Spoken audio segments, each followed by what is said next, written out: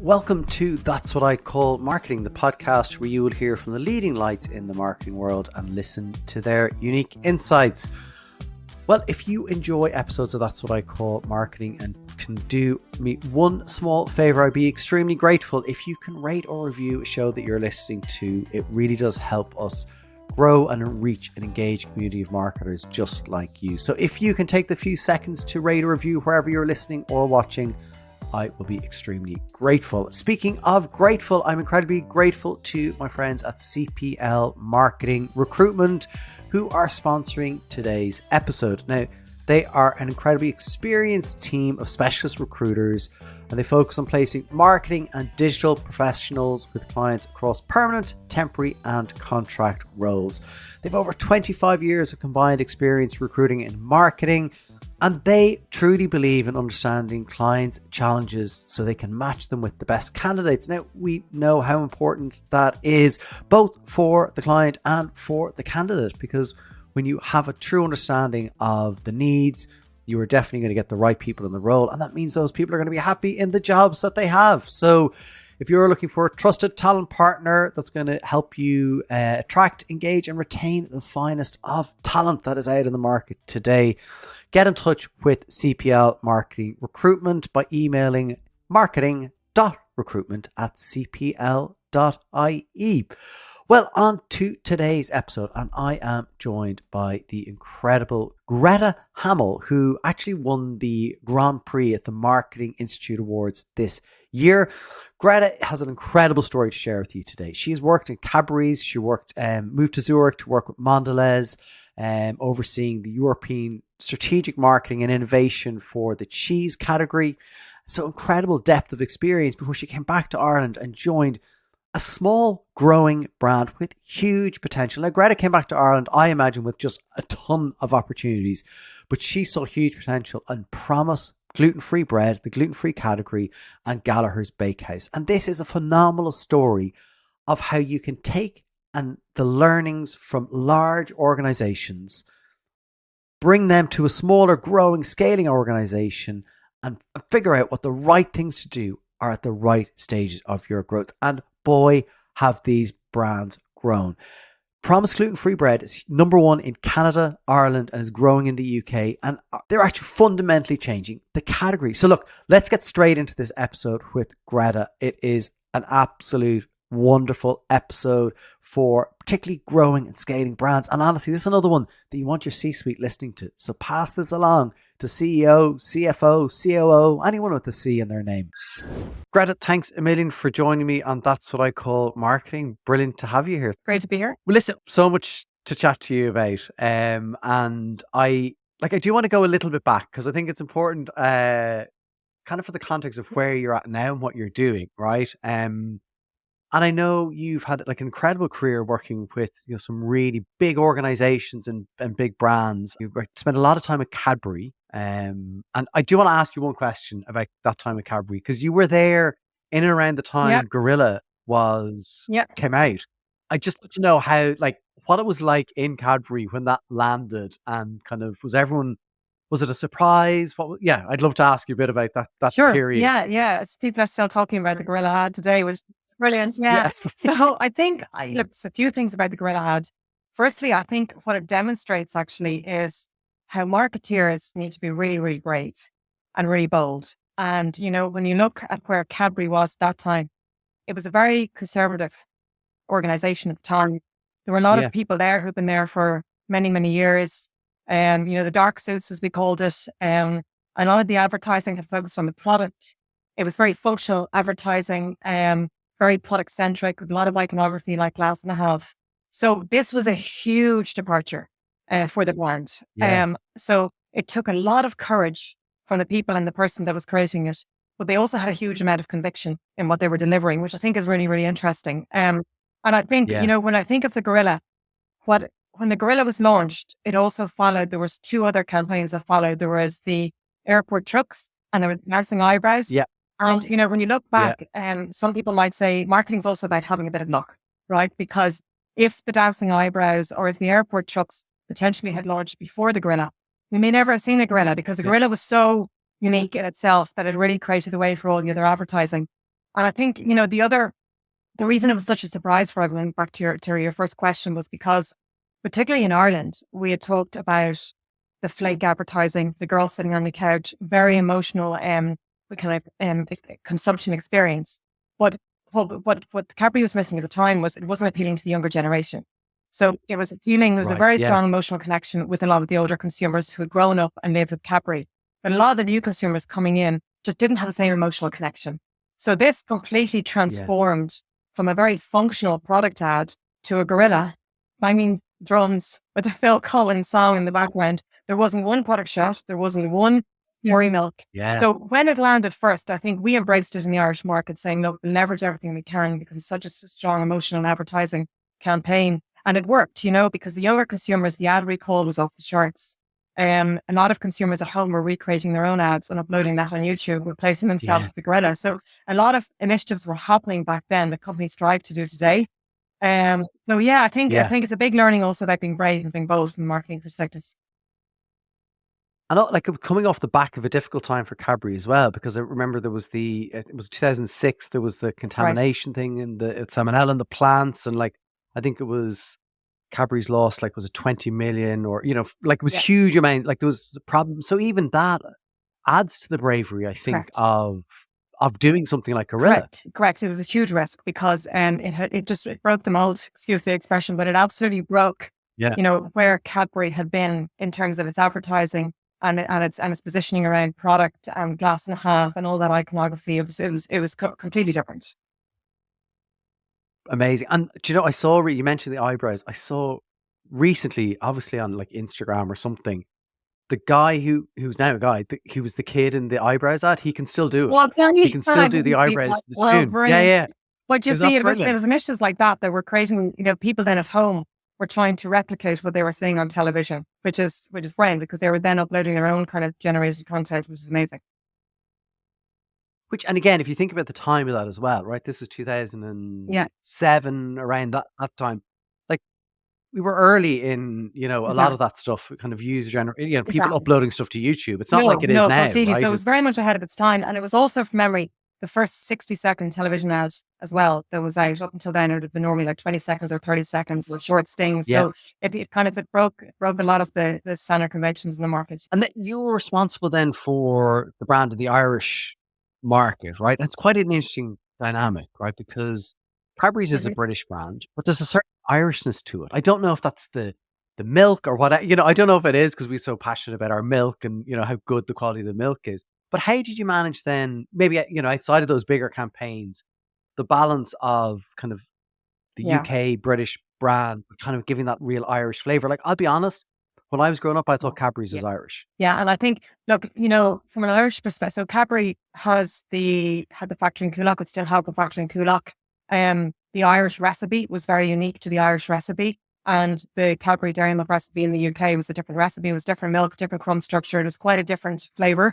Even the in-mouth taste experience in the Irish chocolate was rougher in the mouth than the UK one. Yeah. And even in an Irish perspective also, we had a higher per capita consumption of chocolate than the UK market did.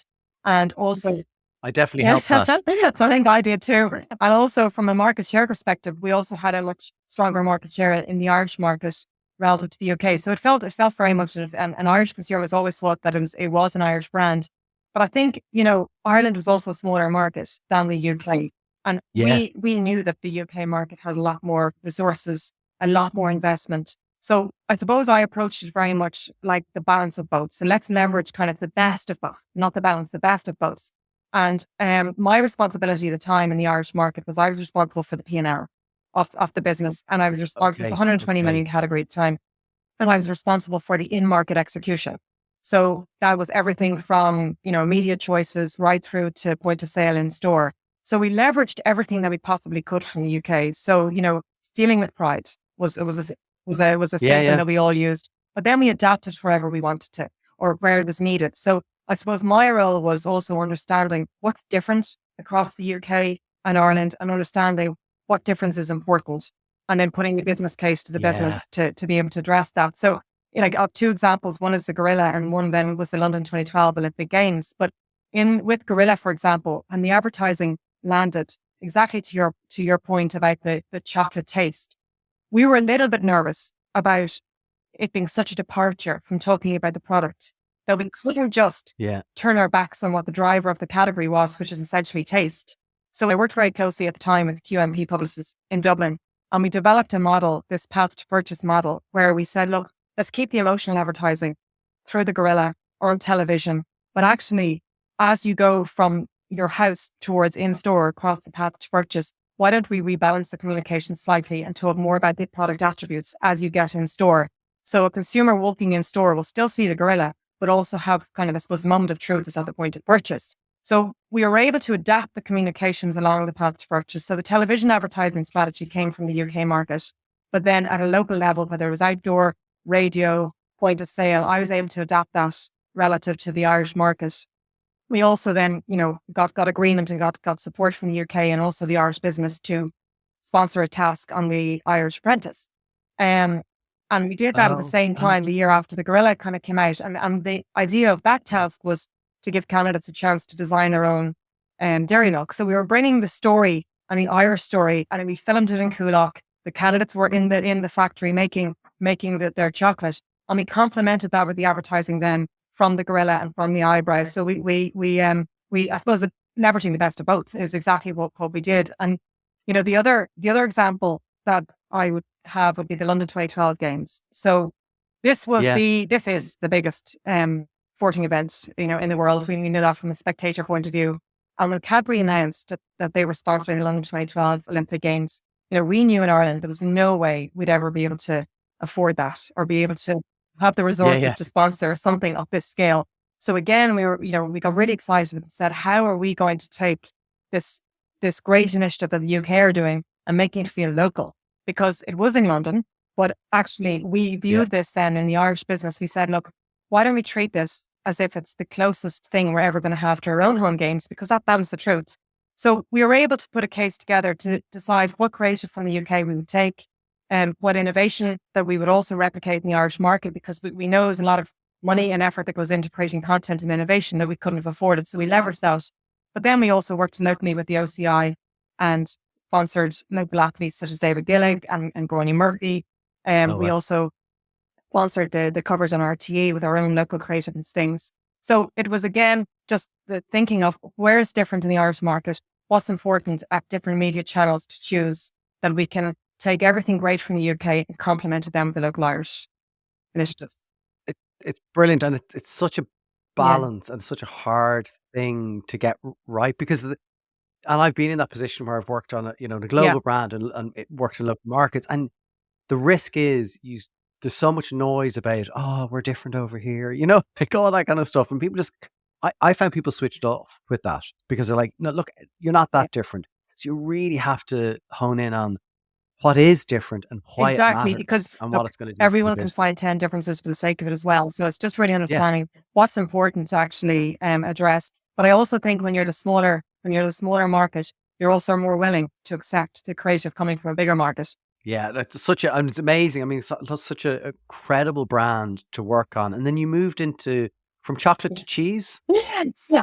That was so Mondelez took over, bought out Cadbury's, and then Kraft acquired Cadbury's back in 2000, around 2009, and then when Kraft acquired Cadbury's, and over the years it relaunched its corporate name to Mondelez.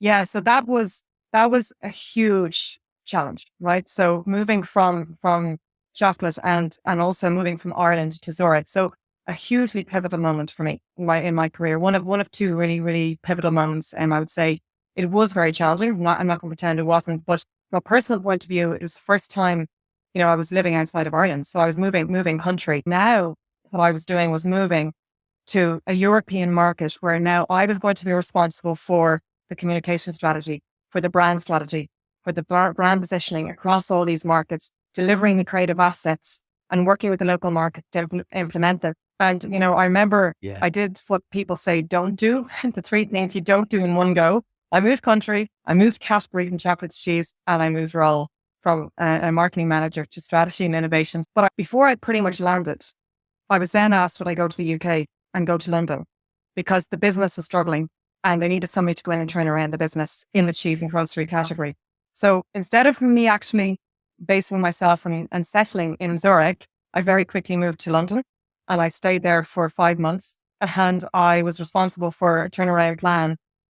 So it was a really horrendous year in one way, but it was hugely rewarding because I got to see the cheese and grocery and Philadelphia brand in action in a local market. But in parallel, I was still also working on the innovation work that I was doing in Zurich. And, I was working with Boston Consulting Group, which was absolutely amazing, on strategy, but you'd never get in a local market. So the move, that's why it was so pivotal for me. It was such a brilliant experience, but it was tough. And then it was great that when I finished my kind of experience in London, I went back to Switzerland. And then I was responsible for the next 4 years working on the communication strategy for Europe. So it was brilliant. Yeah. My head is spinning just listening to it all. Yeah, it was a tough year. So the Zurich bank holidays were worked in London and the London bank holidays were worked in Zurich. Yeah. Yeah. No time off. So then obviously, we've talked about kind of how you adapting kind of UK into Ireland and getting local in Ireland. But now, as you say, you were responsible then for kind of the strategy across all these different European markets. And again, like there's even differences in how people consume like cheese. Do you know what I mean? Like, France, the passionate desire for cheese, and, in Germany, have it for breakfast. Like, how did you get your head around all that and kind of figure out what then the strategy Yeah, no, it needed was a to really, be? really good question. And you can imagine loads of difficult, challenging conversations with each of the marketing managers who wanted it done their way. But you also have to respect the local culture. But I suppose the first thing that we did was understand what the business issues were by market, because the brand was also, if I take Philadelphia, it was in very different places in each of the markets to your point. Right. And if I take, like, it was three of the biggest markets that I worked on were Germany, UK, and Italy. So very, very different markets. The first thing that we did, that I sat down with the teams was to understand what is your business issue you're trying to solve, because the role of the communications and the role of the advertising was going to have to address the business issues in the first place. So, there was no point in just doing it in isolation. So what we found very, very quickly, just to give an example, there was huge differences in those markets. So if I take Germany, for example, a little bit like the French, you were saying, they consume cream cheese and it's garlic and herbs and they put it on a cracker for breakfast, right? In Italy, in Italy, they have plain, there's no garlic and herbs, and it would never be on a cracker. It would be bread at the main meal, which would be at nighttime. So the consumption occasions were really, really different, but also the business issues. So it was very clear in Germany, smaller brand, less awareness, all about share of steal. Then in Italy, it was the clear number one brand in the market, but it was in huge decline. So we had to drive penetration, bring people back into the category. In the UK, consumption was at all-time low. So we had to drive consumption and inspire occasions. So the first 3 months, and a lot of the work that I did working with BCG and understanding it, talking to the markets, was it became very clear that 3 lead markets have very different starting points and different challenges. So we had a share steal challenge in Germany, we had a penetration challenge in Italy, and we had a consumption inspiring occasion opportunity in the UK. And how they consumed it was very different. And in the UK, for example, they consumed it by cooking with it for carbonara. So again, really different from the Italian side. You're not going to do that in Italy. So the starting point, but look, the thing was, what was important was actually getting clarity on that. And that what it meant then was when it came to the creative and it came to the communication development, we were very clear on what assets and how the usage was that we were going to be showing. So it wasn't a debate that you were having when the marketing manager received the advertising. The brand positioning then had to be one position, so we had to make sure that we had one overall brand identity, brand positioning, but that we had a communication model that was flexible enough then to meet the needs of the local market.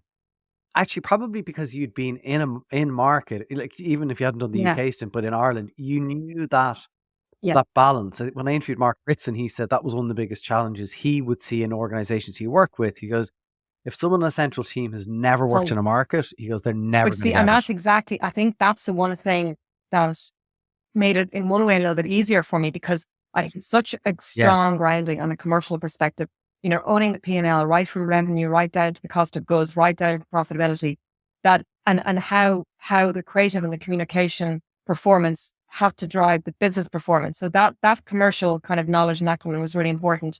And then when I was in the markets, understanding the business challenges that I described was a very easy conversation.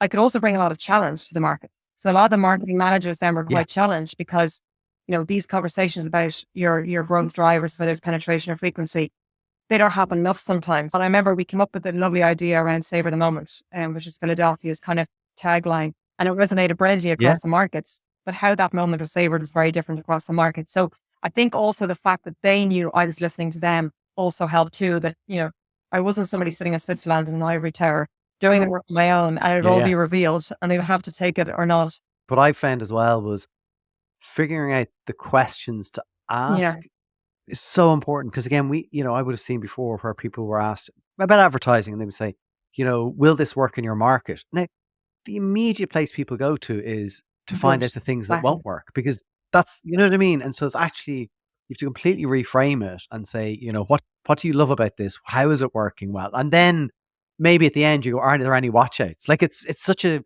interesting shift, really isn't is. it? And also I think the challenge also about sometimes bringing people in so early. So I brought all the markets in very early in my work and in my thinking. Some of them maybe, it's hard sometimes to visualize what a creative end game will look like. But so people will jump to the end game very quickly about how the product is shown or how it's portrayed. Whereas actually you're, as you say, it's trying to ask the right questions at the right time in the process before you jump to the end game. So it was it was very interesting. And so then jumping into kind of where you're at now. So was it from Zurich then back to Ireland and to Promise? Yes, correct. So I left Zurich in 2018. So yes, I've been there for 5 years. And I also wanted to work on an Irish brand that had global potential. So this is probably the second biggest pivotal moment in my career. I think, when you work in a large multinational company like I had done, you develop skills such that you don't realize you take for granted. So I would have developed skills such as, like stakeholder engagement, processes, formal processes, the way to launch an innovation pipeline, how to kind of work on brand positioning, how to bring people on the journey, level of professionalism that you get in those big organizations. But when I came back and then to join a smaller organization, what you normally get with a smaller organization, you get a really lovely entrepreneurial spirit. And the hardest thing that I found was all the skills that I had learned. If I had taken all those skills and implemented them into this smaller organization, it would have stifled the growth. It would have stifled the entrepreneurial spirit. It could have scared everybody. So it was really hard from a what and a how to understand what are the things that I want to bring with me and what are the things that I want to leave behind. Because and I've seen it with friends of mine who've moved as well. The natural inkling is to kind of want to really quickly bring everything you've learned from a big, large multinational and try and impose it on this smaller organization. Yeah. Well, I think that was a huge learning, and it's an art as well, I think, to understand what to take and what not to take. And I think, the other thing that I realized when you come into a kind of smaller organization, the principles are still the same, right? So building a brand or doing communication strategy or defining a brand positioning, asking all the questions we asked earlier, about frequency or penetration, those principles fundamentally remain the same. But I think the difference is you have to make harder choices and you have to make, more choices, and you have to be laser focused on what you do because you have less resources in a smaller organization. But even with less resources, it doesn't mean you can't have such strong impact. And, I was listening to the podcast you had done with Damien Devaney and Shane McGonigal. And, I love the analogy they used about the gun, where they were saying, it's not about the gun, it's not about the size of the gun, but it's about the accuracy of the aim. And I think that was really, really interesting because I could resonate so well with that. And I think, what I loved when I was over in Switzerland was those conversations with the market about the business issues and about the consumer insights. But what I discovered when I came to this company was that with less resources, you have to be really bullseye on the consumer insight that you want to action, because every little thing that you do has to make an impact. And if it doesn't, then every penny, is lost. So everything from the logo, the packaging, the bread, the communication, the media choices that you choose, you can't afford to get that wrong. And that was that. So it's harder in one sense. And it's also Yeah. really rewarding because you can make a difference quite quickly, and you can have a much bigger impact, as well. And was that part of your decision, okay, coming back to Ireland part of it, but then, picking who to work for? Because like, I'm going to suggest that, with your track record, you probably could have picked any brand to work at, right?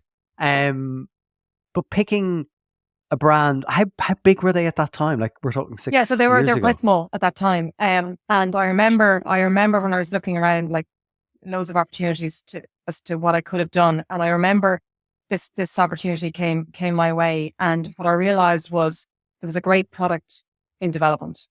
It was a private equity firm that invested in this company, and they obviously saw the potential in the gluten-free category as well. I had seen some of the products on shelf in the Irish market. And when I tasted the products, I felt there was something really different in these products. Yeah. And I felt, you know what, this has huge global potential, but it's nowhere near ready for this. It's the proposition, the positioning, the packaging, the range. There was loads we still could have done within the product. So when I looked at the category, I felt actually, I think I can actually do something really powerful with this brand in terms of its repositioning. And I felt there could be a huge global opportunity within the category, because gluten-free as it was a trend at the time. So I saw a really big opportunity to transform the category, but also with promise as a brand. I just saw there was something really special in the name promise, and there was a seed of something really strong within the product that was very different to the competition. So I got quite excited about what I could do with it myself, and that I felt I could make a difference quite quickly, which is what motivates me. So that was the reason I chose that. And then very quickly within that, we realized actually we'll do the same with Gallagher's Bakehouse. So we relaunched both brands over the last 6 years. And it is, I mean, we'll talk about maybe promise a little bit, because it is, I think you touched on something that really is important about the product, because, anyone who had like gluten-free, and I remember, we'd be at, I think it was a friend's wedding or something, and like getting gluten-free roll for somebody was like near impossible. And then when it came out, it was like a rock. It was like, so the products were really, really bad. So this is an incredible product. Like, it's a soft bread. It tastes really good.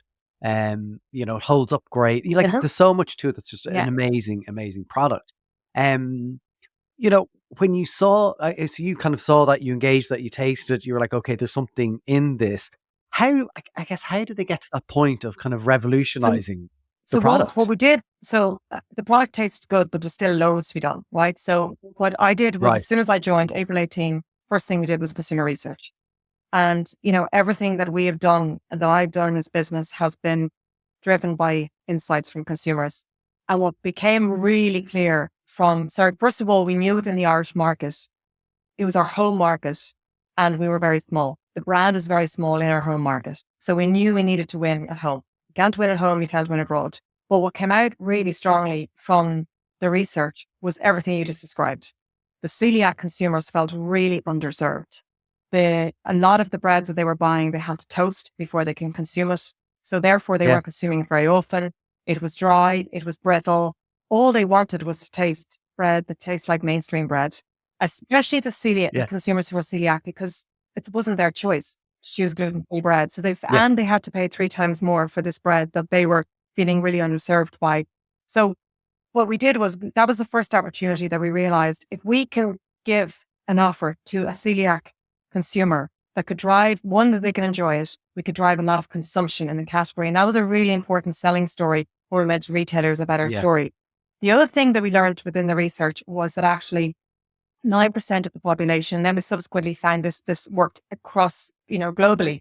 9% of the population were celiac or intolerant, but actually 40% of consumers were interested in gluten-free, because it delivered feelings such as less bloating, more energy, less fatigue.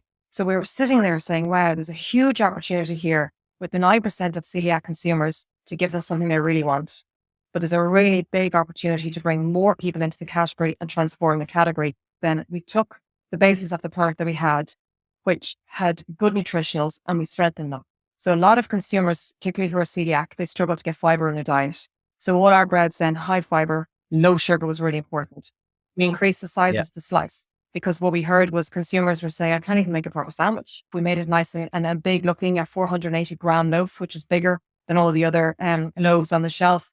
And the other insight that we got were consumers were saying all the breads, packaged very heavily, and it gives a sense of less processed. So we were really bold with our packaging, stripped it all back. So actually you could see the gluten-free bread through the packaging, which is a driver of the bakery category. So everything we did, we referenced mainstream. We didn't try and copy the competition. We referenced the mainstream. And, the name Promise was just such a fantastic name that we were actually, through our packaging and our product, we were showing consumers we're delivering against our promise of giving you what we call kind of more real bread or normal bread. And when we relaunched that product in the Irish market, it completely transformed the category. We grew by 250%. The category grew by 25%. Since we've relaunched, we've been responsible for 73% of the growth in the category. So it really transformed it. But, back to another question you asked me earlier was, when I was launching this product and with the team, we were thinking, if this is a Cadbury, if this is a Mondelez, how would we launch the brand? Before it launched in 3 days, 20 products on the shelf, everybody was briefed. So it was absolutely fantastic. And we're now the clear number one leader in the Irish market, nearly 3-4 times bigger than our number two player. So it's been a huge story in transforming the category. You are listening to That's What I Call Marketing. I'm your host, Conor Byrne, and today's episode is brought to you by CPL Marketing Recruitment. And it's also like, that's the moment. It was brilliant because you talked about, knowing what not to bring with you and what to bring with you. But that was the moment to start bringing, this is the launch moment. And you bring that in. And we didn't spend money in advertising at that point. So the campaign and the whole consumer testimonial campaign that I launched came afterwards. We couldn't do everything in one go. So we said, let's get the product right, because ultimately, if you don't have a great product, there's no point in spending money in the advertising. If you don't have a distribution, there's no point in supporting it with advertising. So, we did it. We sequenced it on purpose. And I remember April 19 going into Dunnes Stores and Corfu and going into Tesco's and going to Super Value and watching those products just appear on the shelf as we had planned. It was an amazing success story of how we completely disrupted the category. And it's been sustainable growth as well. So we continued to premiumize. We continued to innovate within that category. And then now we're seeing, despite our premium price, we're still the most recommended brand in the category. Just because on the premium side of things, it is a premium price product. And as you say, it's maintained that. But you've also done that with Gallaghers as well. They're both premium brands, right? So I'd love to kind of, just talk a bit about kind of that approach to kind of maintaining premium price, because it is the power of brand. Exactly. Yeah. So I suppose we're very proud that we have 2 premium better for you brands that are made now in our bakery, Promise Gluten-Free and Gallagher's Bakehouse. I think, on both of them, we've really given, we've met and we've delivered against an unmet need in the category. With Gallagher's Bakehouse, where that opportunity came from was that the category, the conventional category was really big, but it was stagnant. Huge. We had a brand, Gallaghers, that was competing with all the big brands. Everyday bread at €1.59, a lot of big national players in the Irish market, all competing at the same price point for everyday bread. And Gallaghers was present in Donegal and present in the north of Ireland. But we would not have been able to continue to compete against the other big brands at the everyday price. Because the big national brands were covering the whole of the country, or there were stronger regional players. So it was also during COVID, there was a big trend towards sourdough. There was also a big trend towards better for you breads. So a lot of consumers were looking for no added preservatives, no added additives. And we learned from the research that people were willing to pay more for more of an indulgent experience. We knew retailers were pulling their hair out because the category, there was kind of a price fight going on at an everyday price point. Right. So they were screaming for value in the category. So we had this really kind of big opportunity that we looked at with Gallaghers. And I said, if sourdough is growing, how can we make sourdough accessible? How can we transform the everyday bread category at €1.59, but premiumize the category, giving consumers sourdough in a bag? Well, and that was the thinking that we brought to it. And when we brought that we knew that was going to meet the needs of consumers because we'd done some research. We'd no added additives, no added preservatives, and we were giving a sourdough, very light texture. You feel much lighter having consumed the product. So it was ticking loads of boxes from consumers. And when we went to retailers with the proposition, they were so excited because we were bringing value back into the category. So, consumers have been willing to pay for that. And we've seen that grow from strength to strength as well. We've got national listings then across all the major retailers. And, grew our revenue threefold as a result of it. And again, power of a product, but it's all the piece, right? Do you know what I mean? Like, it that's starts the thing. absolutely with the product. Yeah. And I think, it starts with the product. And I talk a lot about mental and physical availability. And if you don't have the physical availability, so if you're not on the shelves in the right distribution, then there's no point in spending the money on the mental availability. So we launched Gallagher's Bakehouse in 2020. And then it was in 2021 when we came out with The Secret Is Out campaign featuring Daniel O'Donnell. And that was a year later. And again, that just broke completely all the rules in the category too, bringing humor into a bread category. Again, bringing some really disruptive creative, because when there's less resources, you have to make everything work harder. So that also created a lot of value for the brand as well, because consumers were seeing a lot of personality coming through then in Gallagher's Bakehouse. And it really helped with the value kind of creation around the brand as well. How do you think about your marketing budgets? Because you talk there about less resources, there is less money.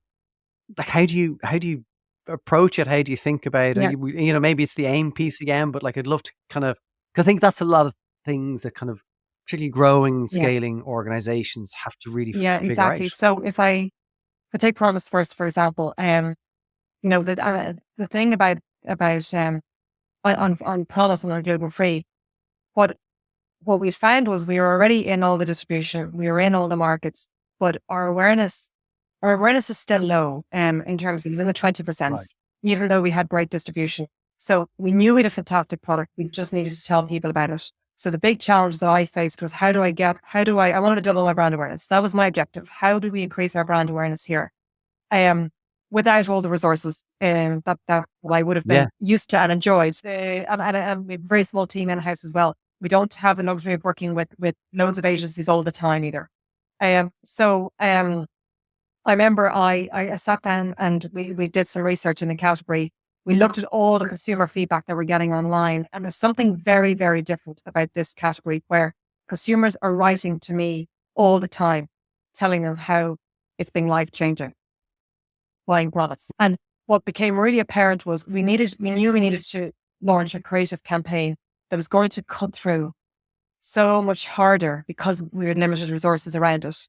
And I worked very closely with them, with Darren Edelman, and we sat down and we said, look, how do we create impact and quickly? It won't be on television. We knew we weren't going to be able to afford that. So we'd already kind of made some key choices. And what we decided was the feedback we were getting from consumers was so powerful that if only consumers could share their stories with the world, we felt that could be really disruptive, because, people remember stories from people. And that's really infectious. So we launched a campaign around consumer testimonials where consumers told their own stories. We put it on radio, but the impact and the ad recall was so strong because it was quite disruptive, the creative. And those stories, we cut through so much better than a traditional advertising campaign. So that was one of the choices that we had to say, how do we, and we ran it over a short period of time, but for a good amount of frequency over a shorter period of time. And that's how we got the recognition from that. But Gallaghers, Gallaghers we did. So again, I go back to the creative really worked for us in Gallaghers. Really worked. The idea was so strong, right? No, and I think that's really important. Having a really big idea, and if Edelman or any of the other agencies I worked with, they'll be laughing at me because I'm consistent about this, is that if you have a great idea, everything else falls in quite easily. And I think, what was really great about this idea was the secret is out. And the idea would be that a journalist or somebody who then subsequently became Daniel was going around the village of Ardra, meeting all the locals, trying to work out what the secret was. The locals were so reluctant to let the bread leave Donegal that they wouldn't share their secret. And, when I read that idea, I thought that's exactly what's going to happen here. We're going to launch, the bread's been launched nationally. We want people now to be aware of it. It's been our little secret in Donegal up until now. And when I saw the ad, I just said, it's comedy, it's humor. It's so different. Yeah. And for the bread category, it's very different.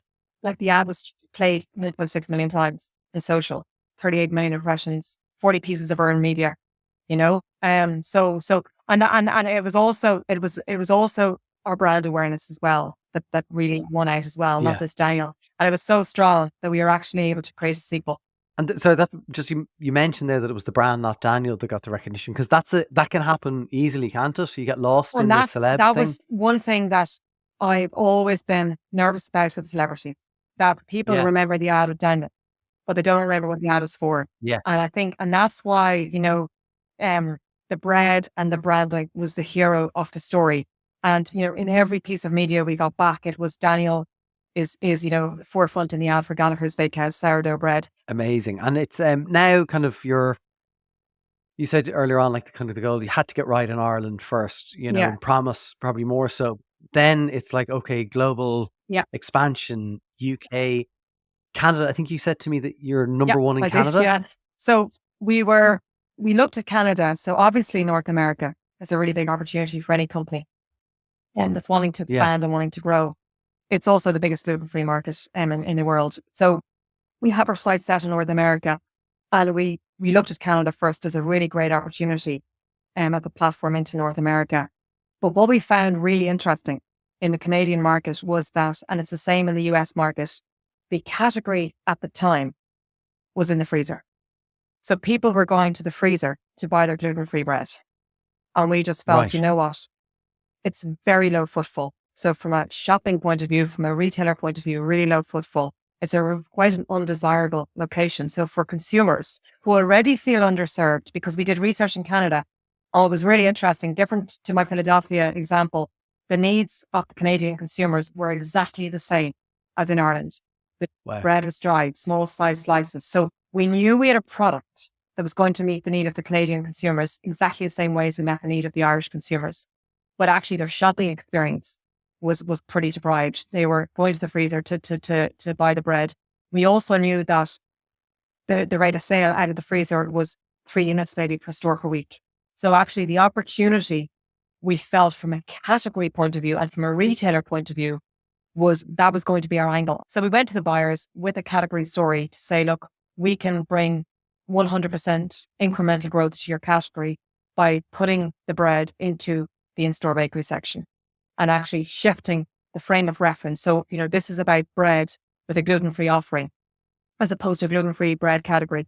So the first customer we launched in was Sobeys, and we launched into the in-store bakery with 20 products. So we went, we didn't just, like in a Philadelphia or in a Cadbury, I could never have done that. You'd be lucky to launch one. So we needed it for scale and abundant scale. So we came with an in-store activation solution that we invested into the in-store bakery section. And we absolutely brought a huge incremental vitality to the category. And very quickly, yes, over the years, we are now the number one brand. We're double the global player. That's the number 2 player across all the markets that we're in. And we have driven 106% of that category growth. So if we hadn't been there, the category would have been declining. And then we've subsequently launched into Metro. And then most recently now we're in Walmart and Loblaws. So we're in 3,000 plus stores now in the Canadian market, 650 of those branded racks in the market. So, and the product has performed exactly the same way as in the Irish market. Consumers are absolutely loving the product. And most recommended brand at a premium price in Canada as well. So we have a playbook now. We have a playbook now for other markets to enter. All from here, like it's produced here, shipped over. Exactly. Right. Wow. Isn't that incredible? Was there any moment where you and the rest of the leadership team were sitting around going, this is madness? Look. Yeah. Chicken costs went through the roof.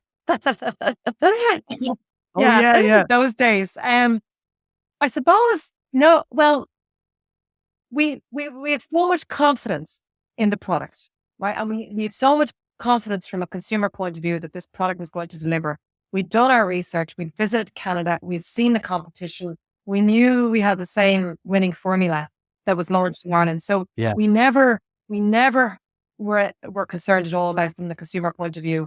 It was logistics, which is obviously the challenge. But the retailers came on board really, really quickly because they also needed somebody to come in to turn around the category and to drive growth. And the communication campaign, the testimonial campaign that I launched in the Irish market, then we replicated that on the Canadian market with local Canadian consumers. So again, having a model that works, that we were able to adapt, meant that we didn't need to create a whole new proposition for the Canadian market. We were able to adapt what worked in the Irish market.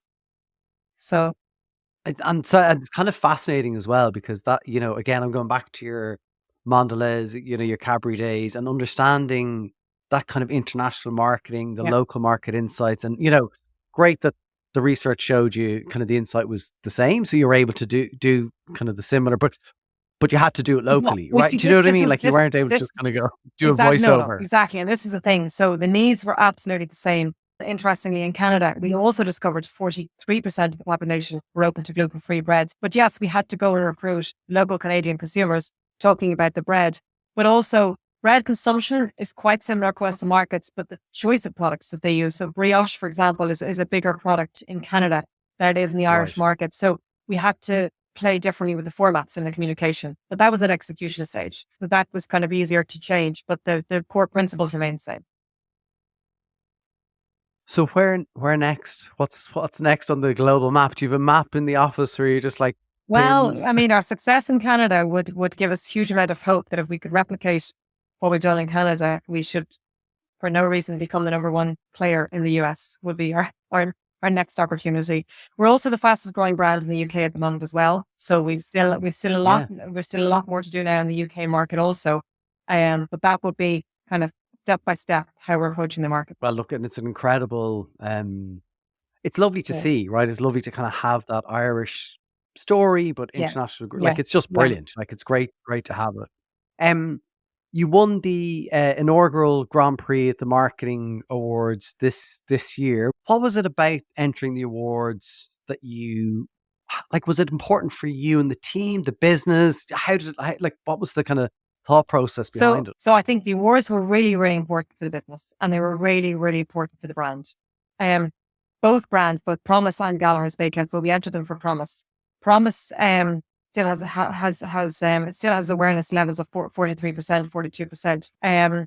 It was really great for the team because we are such a small team, and we've had this vision of redefining gluten-free excellence for the last 4 or 5 years. The performance has been there. Yeah. We've seen the performance in the business growing. And I think what was so great about winning the awards, we won the digital award and we won the international award, which was for, so across the team, whether it was our commercial director in Canada, whether it was a person in the marketing team with me or a digital, it was a great recognition for all the work that we've done.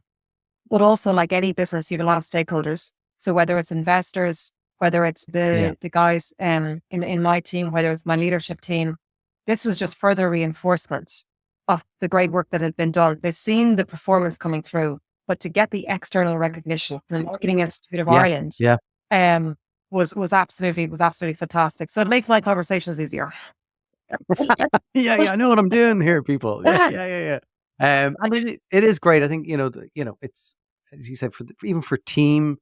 I think the recognition of hard work is so important, and the team. Can you talk to me a little bit? We're going to run out of time, but a little bit about the team. It is a small team. Like, and I know there's 2 of us in the marketing team. Yeah. I know it's small. Yeah. So this is why one of the learnings also moving from a big corporate multinational company to a smaller company. 1 minute I could be sitting in a board meeting talking about the 3-year plan, and how we enter all the different markets, and then a few minutes later, I had my ruler in my hand measuring a shelf-ready packaging case to see will it go on the shelf with a local customer. So you can't let titles or pride or anything get in the way when there's only 2 of us in the team, and we do all the advertising and the innovation globally. Wow! I knew it was a small team because I met you at Bloom, and you were there. So exactly. And to be fair, the full leadership team, like our COO, our CFO, our COO, all hands on, and if anyone needs to anything like bringing product on an airplane, packing suitcases, getting labels printed, getting boxes ready to bring to customers, where we're all in it. And you have to have the ability to be able to roll up your sleeves at the same time as look long term. Yeah. So it's not the faint-hearted stuff, like you say.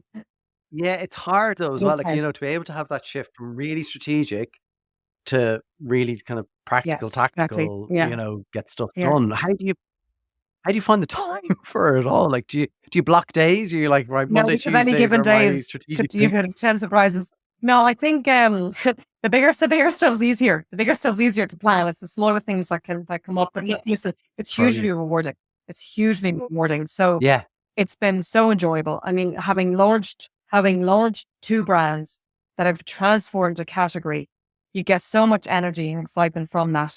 There's the people, the guys in the bakery now are looking at what we've now done in Canada and what we've done in Gallagher's Bakehouse.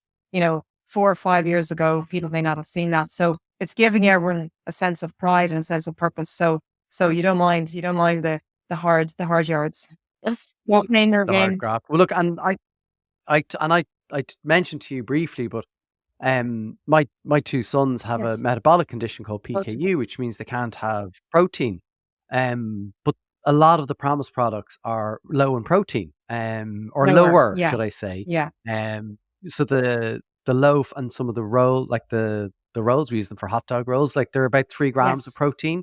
For dinner tonight, they're gonna have Promise bread with their dinner. Like, And and they enjoy it's it without. and they can enjoy it and they love it because you know what? We can make them bread with a flour that we get through the pharmacy, and it's actually fine. It's soft and it's much better than it was. But they don't like it, particularly don't like bringing it to Okay. school. Okay. Whereas the Promise bread, But no not a problem. problem. They're Yeah. perfectly happy opening the lunchbox. My 11-year-old, he's in 6th class, starts thinking about what other people think, and he doesn't want the other bread, but he'll happily eat the Promise bread in school. So very small cohort. We're not gonna grow the market for you, but it's even down to that for people to know, like, there's a positive 100%. impact. And Connor, I think you'd mentioned that to me when I met you at Bloom. And since you've said it to me, 2 more people have said it to me as well. So another person came up to me at Bloom, and I was at the Free From London Allergy Show, and somebody said it to me there. We've also seen consumers who have diabetes, and they're talking about other elements within the bread. So there's definitely an opportunity there for a lot more consumers with other health requirements to tap into. But also to be happy that those consumers are enjoying our bread as well. Yeah. Yeah, exactly. And we enjoy it too. Yeah. Like, you know what I mean? Like, we eat it on, oh, it's lovely. Greta, thank you so much for joining me. I genuinely really, really Well, appreciate thank it. you. I've been obviously like a huge fan of the product just from our own use of it here and just seeing kind of the evolution, growth of it, and now getting kind of behind the Yeah. curtain of it and meeting you and understanding, what you're doing, and just that balance, I think is phenomenal of how you've kind of, all that global roles that you've had and being able to come back and, here and apply it to a scaling business. The principles, you said it, the principles are the same. You just need to know which Exactly. ones to apply at the Yeah. stage you're Yeah. at. Exactly. No. Well, thank you for having me, Connor. Appreciate you. it. Thanks a Bye. million. Well, I hope you enjoyed that episode with Greta today. I told you at the start, it is a wonderful episode. The stories Greta has of kind of the growth that she saw and the things she learned at, Cadbury's and Philadelphia, the discipline that she applied to those organizations, and then how she had to adapt and bring that back to her role now with Promise and Gallagher's Bakehouse, and doing it with a team of 2. Yes, that's right, a team of 2. We're talking about brands that have seen significant growth, and she's taking the best of marketing practice, the best principles of brand growth. You heard her talking about physical and mental availability. Greta knows this stuff, and she's applying that to a growing and scaling brand. So anyone that tells you that those principles that apply to big brands don't apply to smaller and growing brands, listen to this episode, because I argue that they most certainly do. The key difference is knowing which parts of the principles to apply and knowing how to execute against them. You will have smaller budgets, so you can't do everything. You need to be more precise. So I hope you enjoyed that episode today. Again, a massive thank you to the wonderful CPL marketing recruitment team who have supported and sponsored today's episode. Just a reminder, they are an incredibly experienced team of specialist recruiters, and they focus on placing marketing and digital professionals. And the great thing about CPL Marketing Recruitment is they really invest time with you as a client to understand your needs. So if you're a brand, an agency, an organization that's looking for marketing talent, sit down with CPL Marketing Recruitment and they will figure out with you what the needs are. And then they're going to dig into that amazing pool of talent that they have and find you the right match. And you know what's great about that? Everyone's happy. You're going to find somebody who's going to work with you. The candidate is going to land an amazing job with your organization. So if you are in that stage, like we're in Q4, maybe people are starting to scale up, get in touch with CPL Marketing Recruitment, marketing.recruitment@cpl.ie, and they will help you out from here. Again, thank you so much for tuning in to this episode. If you have enjoyed it, please do share it. Please do rate or review it. You can also leave comments. All of the above or any of the above really do help in terms of reach and helping grow this amazing community of marketers that engage with these episodes. And I am so grateful to all of you for tuning in. So, reminder, we are back next Tuesday with another new episode of That's What I Call Marketing. And of course, if you subscribe, you won't miss an episode. From me, your host, Connor Byrne, thanks again so much for tuning in.